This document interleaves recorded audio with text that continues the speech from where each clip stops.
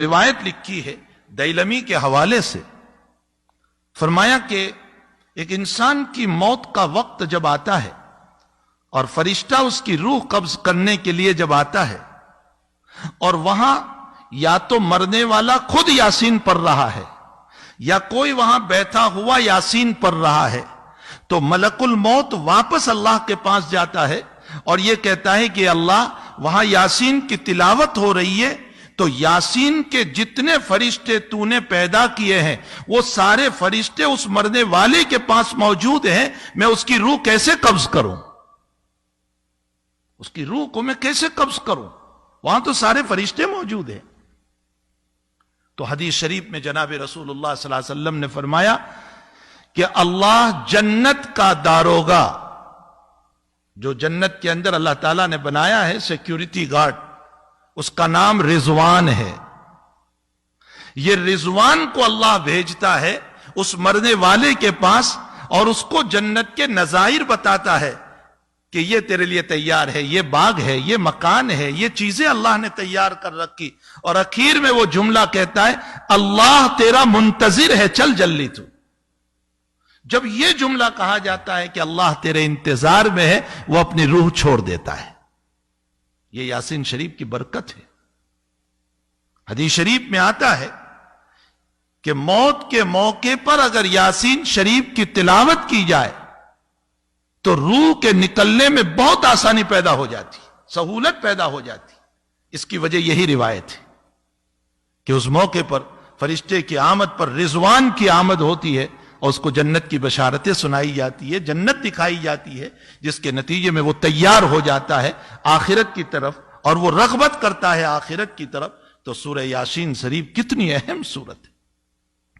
روایتوں میں ہے کہ بیماریوں کو دور کرنے کے لیے سورہ یاسین کی تلاوت ہے، اور اگر زیادہ بیماری ہے تو عروس القرآن پڑھو۔ عروس القرآن کا معنی سورہ رحمان، سورہ رحمان پڑھو۔ اور اگر لا علاج بیماری ہو گئی، ڈاکٹر نے منع کر دیا کینسر ہے اچھا نہیں ہوگا، ایڈز ہے اچھا نہیں ہوگا، فلاں بیماری ہے اچھی نہیں ہوگی، یہ وبا چل رہی ہے اور لنگز سارے ڈاؤن ہو چکے ہیں، اب یہ اچھا نہیں ہوگا، تو اللہ کے حبیب نے فرمایا سورہ تغابن پڑھو، اللہ لا علاج مرض کو اچھا کر دے گا۔ کتنی دیر لگتی ہے سورہ تغابن؟ 2 رکوع کی سورت ہے۔ یاسین شریف، سورہ رحمان، سورہ تغابن، ان سورتوں کے اندر اللہ نے کتنے فضائل رکھے۔ اور اگر الحمد شریف، اللہ اکبر، اللہ تعالیٰ قرآن کریم میں الحمد شریف کے باب میں یوں فرماتے ہیں کہ سبع المثانی والقرآن العظیم، فرمایا پورا قرآن اگر آپ کو دیکھنا ہو تو الحمد شریف ہے۔ اسی لیے روزانہ اہتمام کیا جائے الحمد شریف کے باب میں۔ مجدد الفسانی رحمت اللہ علیہ فرماتے ہیں کہ جیسے تیل ہوتا ہے، پیٹرول اور ڈیزل، یوں ڈالو اور بھڑک اٹھتا ہے، فرمایا سورہ فاتحہ وہ ایندھن ہے کہ یوں پڑھو گے اور اللہ تمہیں شفا دے دے گا، بشرطے کہ سچے دل سے پڑھو، یقین ہو اللہ تعالیٰ پر۔ نبی علیہ الصلوۃ والسلام کا معمول گرامی تھا کہ ہر نماز کے بعد، چاہے اس کے بعد سنتیں ہو یا سنتیں نہ ہو، سنتیں ہیں تو سنتوں کے بعد، اور سنت نہیں ہے تو فرض کے بعد، حضرت کا معمول تھا آیت الکرسی پڑھتے تھے ایک مرتبہ، تو آیت الکرسی پڑھی جائے۔ سورہ ناس اور فلق کے باب میں لکھا ہے کہ جو انسان ہر نماز کے بعد سورہ ناس اور فلق کو پڑھے گا، اللہ حاسدین کے حسد سے، جناتوں کے شرارتوں سے، بد اخلاق انسانوں کی شرارتوں سے اللہ اس کی حفاظت کرے گا۔ یہ نہیں کہ شرارت دور ہوگی، شرارت تو ہوتی رہتی ہے، لیکن اللہ شرارتوں کی شرارتوں سے حفاظت کرے گا، اس کو یہ فیک نہیں ہونے دے گا۔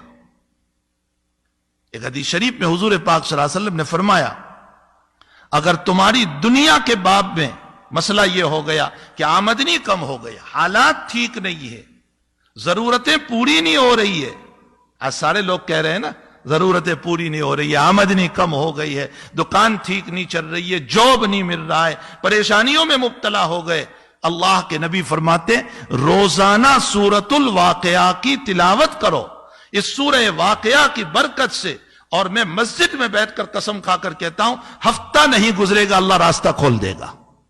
سورہ واقعہ کی تلاوت کرو، اللہ راستوں کو کھولے گا. جگہ جگہ جگہ جگہ ہمارے پاس علاج موجود ہے اور ہم صرف چلا رہے ہیں کہ یہ ہو گیا، وہ ہو گیا، فلاں ہو گیا، بیماریاں ہیں، مصائب ہے، حالات ہیں.